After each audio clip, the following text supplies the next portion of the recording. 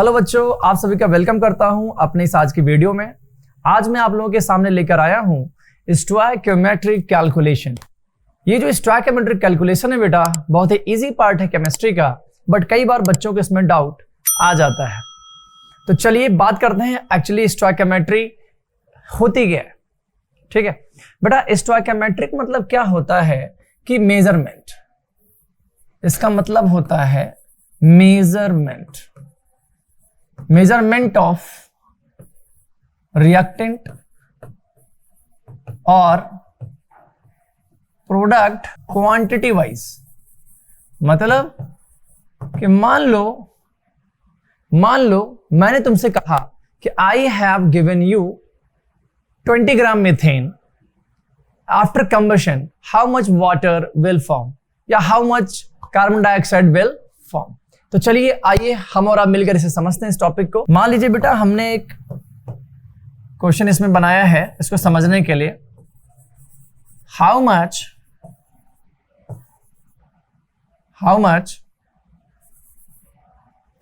CO2 will form when 20 gram methane will burn। Simple सा question है ना। आपसे पूछा जा रहा है कि कितना CO2 बनेगा कि अगर मैं 20 ग्राम मीथेन जला दूं। बेटा इस तरीके के जो क्वेश्चन होते हैं वो जनरली कौन से डिपार्टमेंट के होते हैं? स्टोइकोमेट्रिक कैलकुलेशन के होते हैं। अब इसमें सबसे बड़ा पंगा क्या आता है, अब आपसे क्वेश्चन पूछ लिया, अब आप कहेंगे यार हमें कैसे पता लगेगा 20 ग्राम में कितना बन रहा है? हमारे पास ऐसा कोई लॉजिक नहीं है। But what I am saying, listen it careful. सबसे पहले बच्चों, जब भी कभी ऐसा क्वेश्चन आपसे पूछा जाए तो आपका काम है कि वो रिलेशन पता करना जिसमें जेन्युइनली मीथेन कितना बना रहा है CO2 जलने के बाद। ये तो बेटा 20 ग्राम है, वो जाने दो। अगर आपको ये पता लग जाए कि ओरिजिनली मीथेन कितना बना रहा है CO2, तो शायद आप इस 20 ग्राम मीथेन को कंपेयर कर लें और आंसर आ जाए। तो चलिए मैं इस क्वेश्चन को आपको समझाने जा रहा हूं, जरा ध्यान से समझना बच्चों। हमारे पास ये मीथेन है। मीथेन को जलाने के लिए क्या चाहिए बेटा? माचिस की ऑक्सीजन है? ऑक्सीजन चाहिए ना, दे दिया हमने। देखो क्या बनेगा, सोचो एक बार को। CO2 और वाटर, CO2 और वाटर। अब जरा एक बार चेक करो, क्या ये स्टोइकोमेट्रिक कैलकुलेशन के लिए क्या ये इक्वेशन सफिशिएंट है? आप जब भी कभी कैलकुलेशन करेंगे बच्चों, तो आपको ये पता होना चाहिए क्या वाकई में ये रिएक्शन बैलेंस्ड है, क्या ये रिएक्शन सही है। अगर आपको ये नहीं पता है कि रिएक्शन बैलेंस नहीं है तो आंसर कैसे आएगा? मान लो आंसर जो है 2 मोल के हिसाब से देना है और आप उसको बैलेंस किए नहीं, आप 1 मोल के हिसाब से दे दिए बेटा, तो आंसर गलत हो जाएगा। तो सबसे पहला काम क्या है प्यारे बच्चों, जब भी कभी इस प्रकार का क्वेश्चन पूछा जाए तो आपका काम है कि सबसे पहले जो रिएक्शन है वो आप बैलेंस कर लें। तो चलो बैलेंस किया जाए। पहला काम बैलेंस, राइट। चलो एक काम करते हैं, यहां पर एक स्लाइड ले लेते हैं, वहां पर हम लिख लेते हैं पहला काम है कि बैलेंस केमिकल इक्वेशन। चलो ये तो हमारा पहला काम हो गया बेटा। तो बैलेंस किया जाए। बताओ यहां कितने हाइड्रोजन है? 4। How many hydrogen here? 2। So हम यहां पे 2 लगा देते हैं। So how many oxygen there at the right side? Around 4। Look at left side, only 2। सो 2 यहां आ जाएगा बेटा। That is very much fine, ठीक है, दैट्स इट। अब आपका काम क्या है? सेकंड काम क्या है जानते हो? अब आपको यह पता होना चाहिए बच्चों कि कितनी क्वांटिटी में कौन सी चीज ली गई है। अगर आपको यह पता लग जाए कि किस क्वांटिटी में क्या चीज लिया गया है और कितना रिएक्शन हुआ है, तो आपका काम बहुत आसान हो जाएगा। सही बताऊं तो असली मेहनत यही है, अगर बच्चों को पता लग जाए कि कितनी क्वांटिटी में रिएक्शन हो रही है। ठीक है, तो चलो ये कितना मोल है बेटा? 1 मोल। ये कितना मोल है? 2 मोल। ये कितना मोल है? 1 मोल, 2 mole. How much methane is here in 1 mole? How much gram? That is 16 gram. How much gram of oxygen here? 64 gram, right? How much gram of CO2 here? 44 gram. How much mole of water? 2 mole. 1 mole of water having 18 gram. So 2 mole is 36 gram. So you find it. क्या हम लोगों ने क्या चीज सही लिखा है भाई? 1 मोल का मतलब क्या है? CH4 के सामने कोई कॉफिशिएंट तो है नहीं बेटा, तो 1 होगा। हमें यहां दिमाग लगाना ही नहीं है, सिंपल सी बात है। अच्छा, यहां इसके आगे ऑक्सीजन के आगे 2 है तो हम क्या करेंगे बेटा? 2 मोल ले लेंगे। अब बताओ इसमें ऐसी क्या दिक्कत है? कर लिया ना हमने इसको, है ना? आप एक बात बताओ, 1 मोल सब्सटेंस का वॉल्यूम कितना होता है? मैं पहले बता चुका हूं, अगर आपने मेरा वीडियो देखा होगा तो आपको याद भी होगा। बच्चों, 1 मोल सब्सटेंस जो होता है, अगर मैं उसको कहीं पे रखूं तो how much litre it will occupy? First of all you should know it is around 22.4 litre it will occupy, right, whenever 1 mole of substance, right, you throw. So CH4 is 22.4 liter, O2 is 2 mole again, so 44.8 liter, CO2 is 22.4 liter, water is 2 mole, so 44.8 liter. But हमारा काम इनसे थोड़े चलेगा, हमारा काम तो चलेगा genuine relation से। बताओ किस किस के बीच में क्वेश्चन पूछा जा रहा है बालकों, जल्दी बताओ। एक तो CO2 है और एक कहां गया? मीथेन है। अब मीथेन और CO2 के बीच में क्वेश्चन पूछा जा रहा है। अब मेरे दिमाग में क्या आना चाहिए यार, जो मीथेन है और CO2 है उसका ओरिजिनल रिलेशन क्या है? यहाँ 20 ग्राम सर ने पूछ तो लिया है कि 20 ग्राम मीथेन में कितना CO2, लेकिन जेन्युइनली कितना बन रहा है? चलो आओ देखते, ध्यान से देखना बच्चों, बताओ मुझे। यहां पर 16 ग्राम मीथेन में कितने ग्राम? 16 ग्राम मीथेन में कितना ग्राम मिल रहा है CO2? जल्दी बताओ। हैं? 44 ग्राम। हो तो 20 ग्राम में कितना? अरे बालकों दिमाग लगाओ, 20 ग्राम में कितना? चलो लिखो यहां पे 16 gram of methane gives you 44 gram of CO2. So 20 gram of methane will give you 44 into 20 and upon 16. It is very simple. कह दो बच्चों, यहां तक कर लोगे? आसान है, कोई डाउट वाली बात नहीं है ना? होना भी नहीं चाहिए, राइट? चलो कुछ ट्रिक्स आप लिख लो जो मैं अब आपको लिखवा रहा हूं। पहला ट्रिक क्या है बेटा, बताओ जल्दी से। Chemical equation should be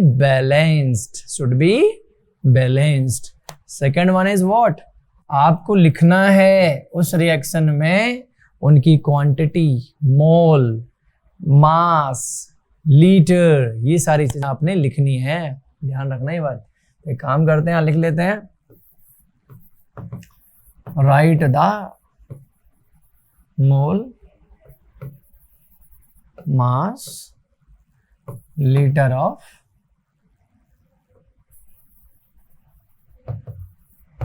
reacting species.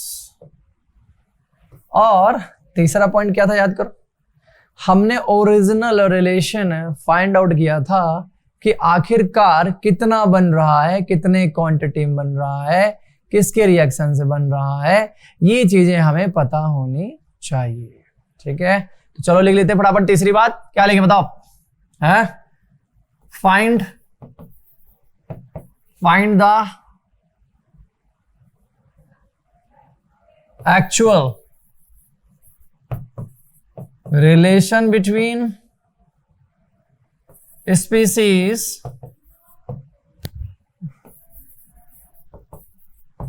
which is asked in question, and the next one is what? Just compare it, then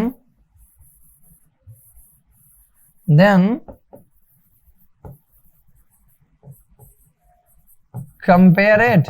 बात खत्म है बेटा मैं सच बता रहा हूं आप लोगों को, अगर आप लोगों ने चार ट्रिक, ये चार बातें अगर तुम लोगों ने याद कर लिया, मैं सच्चाई बता रहा हूं बेटा, कभी भी ऐसे क्वेश्चन गलत नहीं होंगे। देख लो, सबसे पहला काम क्या है? बैलेंस होना चाहिए। दूसरा काम क्या है? Right the mole, mass and litre of reacting species, जो भी हमारे पास है ना। तीसरा काम क्या है बेटा? Find the actual relation between species which is asked in, भाई जिनके बीच में पूछा जा रहा है उनका एक्चुअल रिलेशन तो पता करना ही पड़ेगा। फिर and the last one then compare it, बात खत्म है। चलो एक क्वेश्चन इस पे और करते हैं बेटा, है ना, समझने के लिए। देखते हैं कितने बच्चे इसको कर पाते हैं। चलो ट्राई करते हैं। चलो एक काम करते हैं, कुछ एक आसान सा रिएक्शन ले लेते हैं।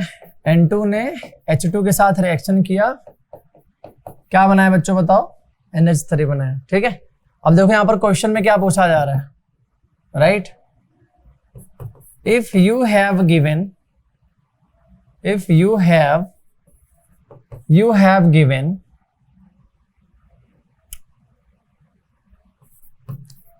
50 ग्राम N2, then how much liter of ammonia will form? हो, क्या क्वेश्चन है भाई, समझो बात को। अब ऐसे क्वेश्चन क्यों पूछ लेते हैं यार, हैं? आसान है, देख लो बेटा, पिछले क्वेश्चन के तरीके से बिल्कुल आसान है, बिल्कुल सिंपल है। तुमको मैंने ट्रिक बता रखा है, ट्रिक लगाओ। चलो ट्रिक लगाओ। सबसे पहला काम क्या है? Equation should be balance. बताओ क्या हमारा इक्वेशन बैलेंस है या नहीं? हाँ या ना? नहीं है ना यार। अब जब बैलेंस है तो कैसे निकालोगे यार आंसर? बैलेंस करो इसे। बताओ यहाँ कितने हाइड्रोजन है? 3। कितने हैं? 3। यहाँ कितने हैं? 2। लो भाई, बैलेंस हो गया? नहीं है। एक काम करो, इसको 3 से मल्टीप्लाई कर दो बेटा, कितने हाइड्रोजन आ जाएंगे? 6। और इसको 2 से मल्टीप्लाई कर दो, नाइट्रोजन है कितने? 2। वहां नाइट्रोजन कितने हैं? 2। Equation is balanced. Now equation is balanced, ठीक है। चलो फटाफट काम पे आते हैं। मेरा पहला ट्रिक डन हो गया है ना, पहला ट्रिक डन हो गया है, ठीक है। दूसरा ट्रिक क्या? इनकी क्वांटिटी लिखनी बेटा, जल्दी से क्वांटिटी लिख दो। 1 मोल है ये, 3 मोल है ये, 2 मोल है ये, N2 1 मोल N2 का वजन बताओ जल्दी से, 28 ग्राम। 3 मोल N2 का बताओ जल्दी से, H2 का 6। भाई एक H2 का तुम सोचो एक बार को बच्चों, 2 तो 3 का 6 ग्राम। हाँ, अमोनिया में है थोड़ी दिक्कत, लेकिन कोई बड़ी बात नहीं है। कर लो, ऐड कर लो बेटा। नाइट्रोजन 14 है, हाइड्रोजन 3 है, ऐड करो जरा इन दोनों को।